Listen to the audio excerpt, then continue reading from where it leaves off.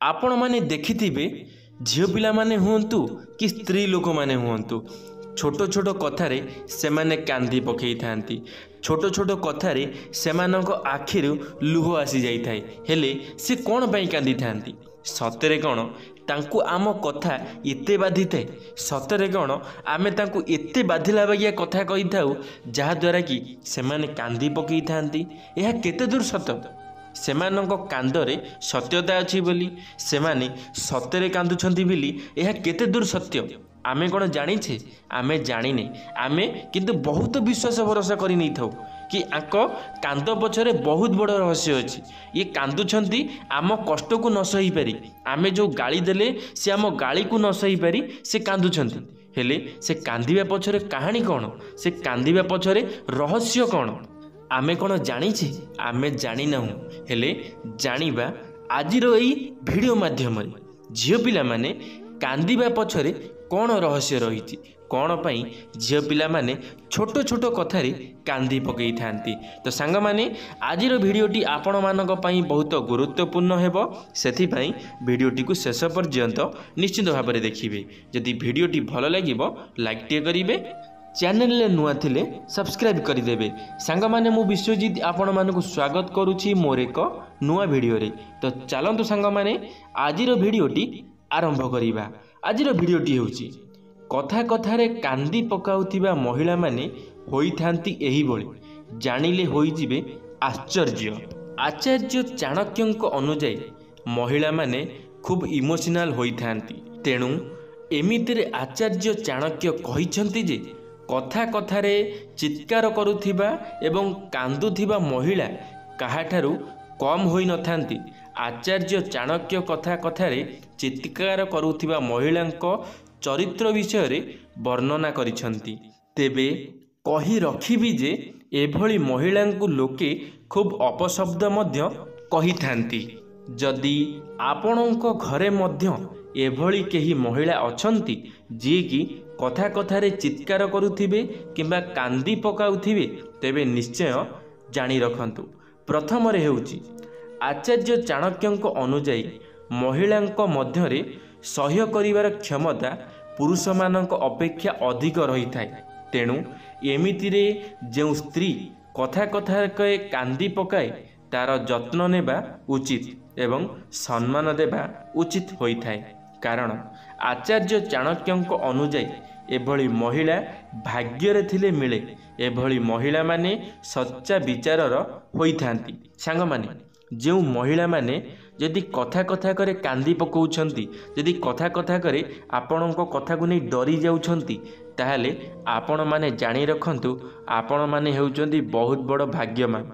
आपणक साथी रे जो झियोटी अछि कि जो स्त्रीटी अछि से आपणक पई बहुत बड़ भाग्यवान। कारण से आपणक कथा मानुची आ से कथारे डरी जाउची। ए दुनिया रे एमिति भी बहुत लोक अछंती जो माने तुम मुहरे मध्य जवाब दे देबे। एमितिका झियो अछंती जे तुम कथा को सुनिबे भी नहीं। तो ए झियो जदि तुम कथारे कांदी पकाउची तो जानि नियंतु ए झियो तुम पई बहुत भलो झियो। सेति पई तांकर जत्न नियो। द्वितीय रे हेउची आचार्य चाणक्यंक अनुଯାयी जो स्त्री कथा कथा के कांदी पकाए तार अर्थ से निज प्रेमिक किंबा पार्टनर ठारू केबे अलगा हेबाकू चाहे नहीं। एभली स्त्री परिवार पाई खूब भलो होई थांती। एमानंक मन खूब परिष्कार होई थाए एवं एमाने अन्यर मन नहीं चलिबा सहित अन्यर इमोशन को सम्मान दियंती। तेणु एभली स्त्री मिलिबा भाग्यर कथा अटे। जो स्त्री कथा कथा के कांदी पकाए ता मध्यरे निज पार्टनर पाई भलो पाइबा अधिक थाए। हाँ सांग माने जदि आपणक कथारे केही कांदी पकाउची, केही नारी कांदी पकाउची, ताले आपण माने जानी रखंतु से आपणकू ता जीवन ठारू मध्य अधिक भलो पाउची। आ एमिति झियो को केबे भी हेले निज ठारू दूर करि देबे नाही। एमिति झियो को केबे भी हेले भूली जिबे नाही।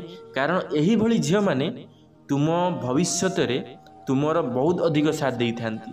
से झियो माने केबे भी हेले तुमको अलगा करि परिबेनी कि तुमको छाड़ी आउ काहा कदी की जाई परिबे भी नाही। कारण से तुमको नहीं बहुत अधिक सीरियस होई जाई थांती।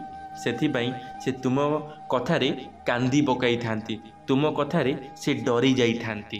ତୃତୀୟରେ ହେଉଛି ଆଚାର୍ଯ୍ୟ ଚାଣକ୍ୟଙ୍କ ଅନୁଯାୟୀ ମହିଳାମାନେ କାନ୍ଦିବା ସହିତ ଚିତ୍କାର କରିବା ଦ୍ୱାରା ଅନେକ ଘାତକ ରୋଗ ଠିକ୍ ହୋଇଯାଏ। କାନ୍ଦିବା ଦ୍ୱାରା ମନ ହାଲୁକା ହୋଇଥାଏ, କାନ୍ଦିବା ଦ୍ୱାରା ମାନସିକ ଚିନ୍ତା ମଧ୍ୟ ଶେଷ ହୋଇଥାଏ। ସାଙ୍ଗମାନେ, ଯଦି କେହି କାନ୍ଦିବାକୁ ଚାହୁଁଛି ତାହେଲେ ତାକୁ କାନ୍ଦିବାକୁ ଦିଅ। କାରଣ ଗୋଟେ ଲୋକ ଯେତେବେଳେ, ଗୋଟେ ସ୍ତ୍ରୀ ଲୋକ ଯେତେବେଳେ କାନ୍ଦିଥାଏ ନା, ତା ମନ ଭିତର କୋହ ସେସବୁ ଆଖିର ଲୁହ ବାଟେ ବାହାରକୁ ବାହାର କରିଦେଇଥାଏ। ସେଥିପାଇଁ ଯିଏ ଯଦି କେବେ କାନ୍ଦିବାକୁ ଚାହୁଁଛି ନା, ତାହେଲେ ତାକୁ କେବେ ଅଟକାଅନି। କାନ୍ଦି କାନ୍ଦି ତା ମନ ଭିତର ଦୁଃଖଟାକୁ ସେ ବାହାର କରିଦେଉ। ଯେପର୍ଯ୍ୟନ୍ତ ମନର ଦୁଃଖକୁ ସେ ନ ବାହାର କରିଥିବ ନା, ସେ ପର୍ଯ୍ୟନ୍ତ ତା ମନ ତାକୁ ହାଲକା ଲାଗିବ ନାହିଁ। ସେଥିପାଇଁ ଯଦି କେହି କାନ୍ଦୁଛି ତାହେଲେ ତାକୁ କେବେ ଅଟକାନ୍ତୁ ନାହିଁ, ତାକୁ ଆହୁରି କାନ୍ଦିବାକୁ ଦିଅନ୍ତୁ। ସେ କାନ୍ଦି କାନ୍ଦି ଯେବେ ଆପେ ଆପେ ଚୁପ୍ ହୋଇଯିବେ, ତୁନି ହୋଇଯିବେ ନା, ଜାଣିନେବେ ତାଙ୍କ ମନରେ ଗୋଟେ ବହୁତ ବଡ଼ ବୋଝଟି ହାଲକା ହୋଇଯାଇଛି ବୋଲି। ଦେଖିବେ ତାପରେ ତାଙ୍କ ସହିତ କଥା ହେବେ, କେତେ ତାଙ୍କୁ ହାଲକା ଲାଗିବ, କେତେ ସେ ଆପଣଙ୍କ କଥା ବୁଝିପାରିବେ, ଆପଣମାନେ ମଧ୍ୟ ଜାଣିପାରିବେ। ଚତୁର୍ଥରେ ହେଉଛି କଥା କଥାରେ କାନ୍ଦି ପକାଉଥିବା ମହିଳା ସମସ୍ତଙ୍କ ଭାଗ୍ୟରେ ନଥାଏ।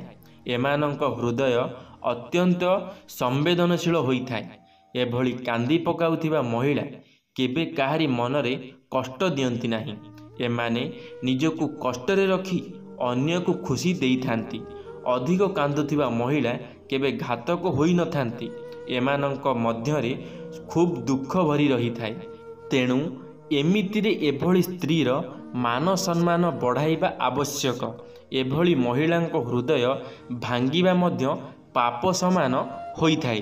ସାଙ୍ଗମାନେ, ଯଦି ଆପଣଙ୍କ ଘରେ ଏହିଭଳି ମହିଳା ଅଛନ୍ତି ତାହେଲେ ଆପଣମାନେ କେବେ ବି ହେଲେ ତାଙ୍କ ହୃଦୟକୁ ଭାଙ୍ଗି ଦିଅନ୍ତୁ ନାହିଁ, କେବେ ବି ହେଲେ ତାଙ୍କୁ କଷ୍ଟ ଦିଅନ୍ତୁ ନାହିଁ। କାରଣ ଏମାନେ ହୃଦୟରୁ ବହୁତ କୋମଳ ହୋଇଥାନ୍ତି। ସେମାନେ ଅଧିକ ଜୋରରେ ପାଟି କଲେ, ଅଧିକ ଜୋରରେ ଚିଲେଇକିରି କହିଲେ ସେମାନେ ସହିପାରନ୍ତି ନାହିଁ। ସେମାନେ ସେଥିପାଇଁ କାନ୍ଦି ପକାଇଥାନ୍ତି। ସାଙ୍ଗମାନେ, ପଞ୍ଚମରେ ହେଉଛି ଆଚାର୍ଯ୍ୟ ଚାଣକ୍ୟଙ୍କ ଅନୁଯାୟୀ ଅଧିକ କାନ୍ଦୁଥିବା ଏବଂ ଚିତ୍କାର କରୁଥିବା ମହିଳା ଆପଣଙ୍କ ବିନାଶ ମଧ୍ୟ କରିଥାଏ। ଏଭଳି ମହିଳା ଆପଣଙ୍କ ମୃତ୍ୟୁର କାରଣ ମଧ୍ୟ ହୋଇପାରେ। ଯେଉଁ ମହିଳା ଭୁଲ କରିବା ସତ୍ତ୍ୱେ ବି କାନ୍ଦିଥାଏ କିମ୍ବା ଚିତ୍କାର କରିଥାଏ, ତେବେ ଆପଣଙ୍କୁ ସତର୍କ ହୋଇଯିବା ଆବଶ୍ୟକ। ଆଚାର୍ଯ୍ୟ ଚାଣକ୍ୟଙ୍କ ଅନୁଯାୟୀ ଏଭଳି ମହିଳା ଖୁବ୍ ଚତୁର ହୋଇଥାନ୍ତି, ଯାହାକି ଆପଣଙ୍କ ବର୍ବାଦୀର କାରଣ ହୋଇଥାଏ। ତେଣୁ ସର୍ବଦା ଏଭଳି ମହିଳା ଠାରୁ ସାବଧାନ ରହିବା ଆବଶ୍ୟକ। ସାଙ୍ଗମାନେ, ଆପଣମାନେ ଦେଖିଥିବେ ଅଧିକାଂଶ ମହିଳା ଅଛନ୍ତି ଯେଉଁମାନେ ନିଜର ଭୁଲ ଲୁଚେଇବା ପାଇଁ ମଧ୍ୟ କାନ୍ଦିଥାନ୍ତି। ଆଉ ସେଭଳି ମହିଳାଙ୍କ ଠାରୁ ଆପଣମାନଙ୍କୁ ସତର୍କ ରହିବାର ଅଛି। ଯଦି ଆପଣମାନେ ଏହିଭଳି ମହିଳାଙ୍କ ଠାରୁ ସତର୍କ ନ ରହିବେ ତାହେଲେ ଆପଣଙ୍କର ଜୀବନ ନଷ୍ଟ ହୋଇଯିବ। ଆପଣଙ୍କ ଜୀବନରେ କେତେ ଯେ ଦୁଃଖ ଆସିଯିବ ଆପଣମାନେ କେବେ କଳ୍ପନା ବି କରିନଥିବେ। ସେଥିପାଇଁ ଏହିଭଳି ମହିଳାମାନଙ୍କୁ ଟିକେ ଧ୍ୟାନ ରଖିଥିବେ। ଯଦି ଆପଣଙ୍କ ସାମ୍ନାରେ ଏହିଭଳି କେବେ ମହିଳା ଆସୁଛନ୍ତି ତାହେଲେ ଆପଣମାନେ ନିଜକୁ ସତର୍କ ରଖନ୍ତୁ, ସାବଧାନ ରୁହନ୍ତୁ। କାରଣ ଏହିଭଳି ମହିଳାମାନେ ଆପଣଙ୍କୁ କେଉଁ ମୁହୂର୍ତ୍ତରେ ଫସେଇ ଦେବେ ଆପଣମାନେ ଜାଣି ବି ପାରିବେ ନାହିଁ। ଧନ୍ୟବାଦ ସାଙ୍ଗମାନେ, ଭିଡ଼ିଓଟି ଶେଷ ପର୍ଯ୍ୟନ୍ତ ଦେଖିଥିବାରୁ ଆପଣମାନଙ୍କୁ ଅଶେଷ ଅଶେଷ ଧନ୍ୟବାଦ। ଆଶା କରିବି ମୋର ଏହି ଭିଡ଼ିଓଟି ଆପଣମାନଙ୍କୁ ଭଲ ଲାଗିଥିବ। ଯଦି ମୋର ଏହି ଭିଡ଼ିଓଟି ଆପଣମାନଙ୍କୁ ଭଲ ଲାଗିଥିବ ଲାଇକ୍ କରିବେ, ସାଙ୍ଗମାନଙ୍କ ମଧ୍ୟରେ ସେୟାର ନିଶ୍ଚିତ ଭାବରେ କରିବେ। କମେଣ୍ଟ ବକ୍ସରେ ଆପଣମାନଙ୍କର ମତାମତ ରଖିବେ। ଯଦି ଆପଣମାନେ ଆମ ଟକିଂ ଅଲ୍ ୟୁଟ୍ୟୁବ୍ ଚ୍ୟାନେଲରେ ପ୍ରଥମ ଥର ପାଇଁ ଆମ ଟକିଂ ଅଲ୍ ୟୁଟ୍ୟୁବ୍ ଚ୍ୟାନେଲକୁ ସବସ୍କ୍ରାଇବ୍ କରି ବେଲ୍ ଆଇକନ୍କୁ ଅଲ୍ କ୍ଲିକ୍ କରିବେ। କାରଣ ଆମ ଚ୍ୟାନେଲରେ ଯେବେ କିଛି ନୂଆ ମୋଟିଭେସନାଲ୍ ଭିଡ଼ିଓ ଛଡ଼ାଯିବ ଆପଣମାନେ ସର୍ବପ୍ରଥମେ ଦେଖିପାରିବେ। ଧନ୍ୟବାଦ ସାଙ୍ଗମାନେ। ଜୟ ଜଗନ୍ନାଥ, ଜୟ ମା ଶାରଳା, ଜୟ ଶ୍ରୀକୃଷ୍ଣ।